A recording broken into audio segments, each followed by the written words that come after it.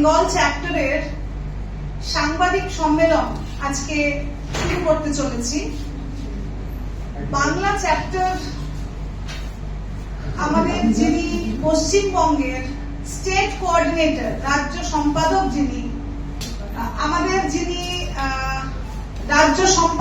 যিনি পুরোটা দায়িত্বে রয়েছেন, দেবাশিস দেব শর্মা বাবু, ওনাকে আমি উত্তরীয় পরিয়ে সম্মানিত করে আজকের অনুষ্ঠান শুরু করতে চলেছি।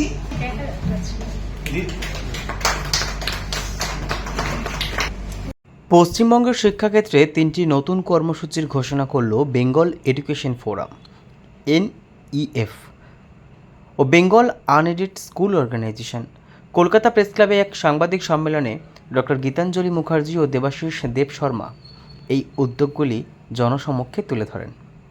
শিক্ষক অলিম্পিয়াড 2025 এবছর রাজ্যের শিক্ষকদের জন্য একটি প্রতিযোগিতা, যেখানে উদ্ভাবনী শিক্ষাদান ও নেতৃত্বের স্বীকৃতি হিসেবে প্রদান করা হবে।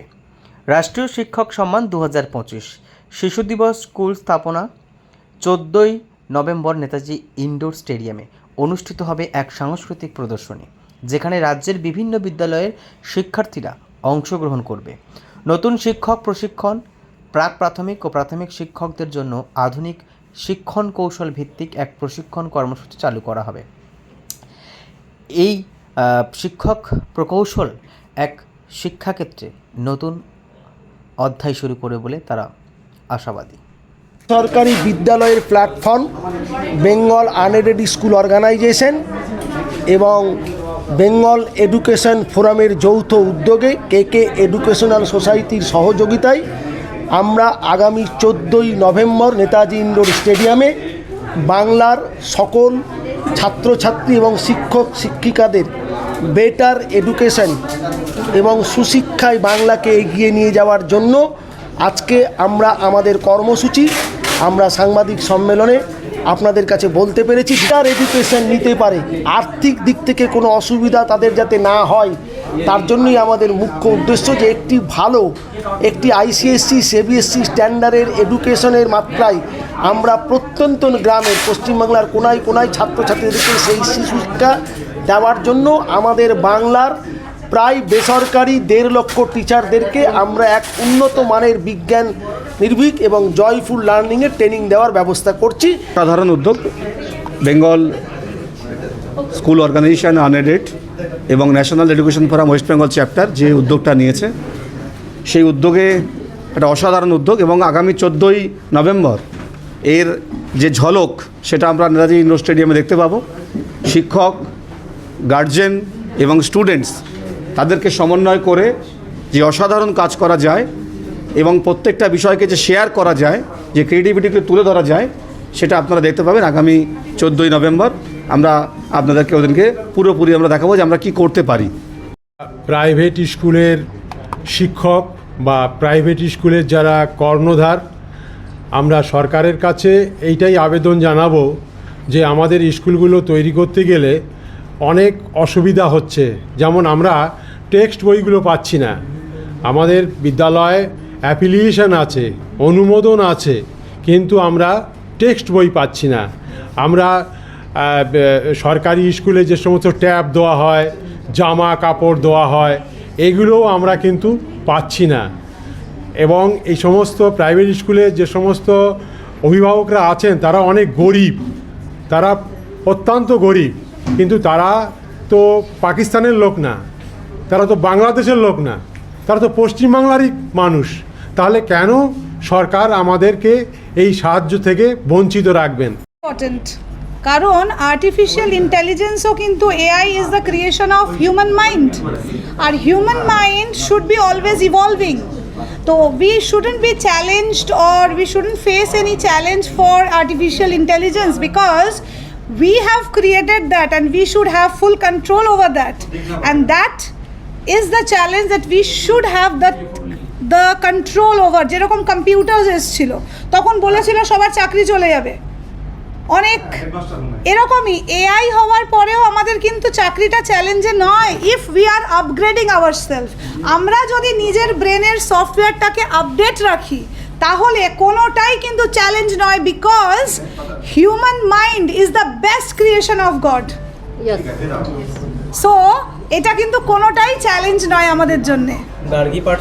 নিশ্চয়ই একদম উন্নত মানের শিক্ষা, যেরকম সূর্যের আলো, হাওয়া, জল আমরা আটকাতে পারি, সেরকমই শিক্ষাকে আমরা যেন আটকাতে, বাউন্ডারিজের মধ্যে আটকাতে না পারি। আমরা শিক্ষাকে এমন করে দেব, কে জানে কালকে কোথার থেকে আমাদের একজন আব্দুল কালাম তৈরি হবে, কোথার থেকে আমাদের বিবেকানন্দ তৈরি হবে, কোথার থেকে আমাদের কে কিভাবে তৈরি হবে আমরা জানি না। তাই আমাদের শিক্ষকদের তরফ থেকে আমি এটা জানাতে চাই যে আমরা শিক্ষাটাকে প্রত্যেকটা একদম ইন্টিরিয়ারের স্কুলসগুলোর মধ্যেও নিয়ে যেতে চাই। আর আমাদের ভবিষ্যৎ পরিকল্পনা হলো একদম টপ মোস্ট স্কুলসগুলোর সাথে, একদম ইন্টিরিয়ার মোস্ট স্কুলের ছাত্রদের সাথে আমরা কম্পিটিশান করব। আর আমরা কিন্তু এটা একদম নিশ্চিত যে আমাদের বাচ্চারাও কিন্তু পারবে, কারণ টাকা পয়সা দিয়ে কিন্তু শিক্ষাকে কেনা যায় না। আমাদের গার্গী পাঠশালার যে এই উদ্যোগটা আছে, এই উদ্যোগে আমরা free education for women, free education for under privilege children এই উদ্যোগটা নিয়েছি। আর আমরা এনটেট যেটা আছে, ন্যাশনাল টিচার্স এলিজিবিলিটি টেস্ট, যে আমাদের প্রজেক্টগুলো আছে, সে পুরো প্রজেক্ট আমাদের ওয়েবসাইটে দেওয়া রয়েছে। সবটাই পুরো ভারতবর্ষ জুড়েই হচ্ছে। আজকে থেকে চালু হলো কি এটা বলতে পারো? সেটা নিয়ে শিক্ষার ছাদ আমাদের, আমি যেদিক দিয়ে তাকাই, আমি যেখান থেকে দেখি সেখান থেকে আমি পজিটিভ দেখতে পাই, চারিদিকে পজিটিভ দেখতে পাই। আর এইটাই আমাদের মেসেজ যে সবাই যাতে পজিটিভটা দেখে। একটা বছর আমরা সব কিছু বাদ দিয়ে শুধুমাত্র ডেভেলপমেন্ট নিয়ে চিন্তা করি, তাহলে এই ছাদ ভাঙছিল কি উঠছিল এগুলো নিয়ে এত চিন্তা ভাবনা করার কোনো বিষয় নেই। কারণ দায়িত্বটা তো আমাদের উপরে, কোনো একটা পার্টিকুলার মানুষের উপরে দায়িত্ব দিয়ে আমরা চুপচাপ বসে আছি বা কেন? পুরো দায়িত্বটা সমস্ত pre primary teacher, primary teacher, secondary teacher, middle school teacher সবার ওপরে দায়িত্ব ছিল। কোনো একটা মানুষকে দায়িত্ব দায়ভার দিয়ে তাকে নিয়ে ক্রিটিসিজম করে সময় নষ্ট করার মতন মেন্টালিটি আমি দেখতে পাই না। আমি যেখান থেকে দেখছি পশ্চিমবঙ্গকে, ইভেন আমার দেশকে, আর বৃহৎ আকারে আমার বিশ্বকে আমি একটা খুব পজিটিভ সাইন দিয়ে দেখতে পাচ্ছি। আমি বলবো আপনারা সবাই আমার দিক দিয়ে চিন্তা করুন, দেখবেন পুরোটা কিন্তু সুন্দর মনে হবে। এডুকেশন ফোরাম এখন সারা ভারতবর্ষের মধ্যে একটা রেগুলেশন আনতে চলেছে। দীর্ঘদিন ধরে এনাদের প্রচেষ্টা যে সারা ভারতবর্ষ জুড়ে যাতে এডুকেশন শিক্ষা ব্যবস্থাটাকে যাতে উন্নত মানের করা যায় এবং গ্রাম গ্রাম গলি গলি থেকেও যেন প্রত্যেকটা মানুষ যেন শিক্ষা পায়। এই শিক্ষা ব্যবস্থাটা আমাদের ভারতবর্ষ থেকে প্রায় মুছে গেছে বলেই আমরা দেখছি।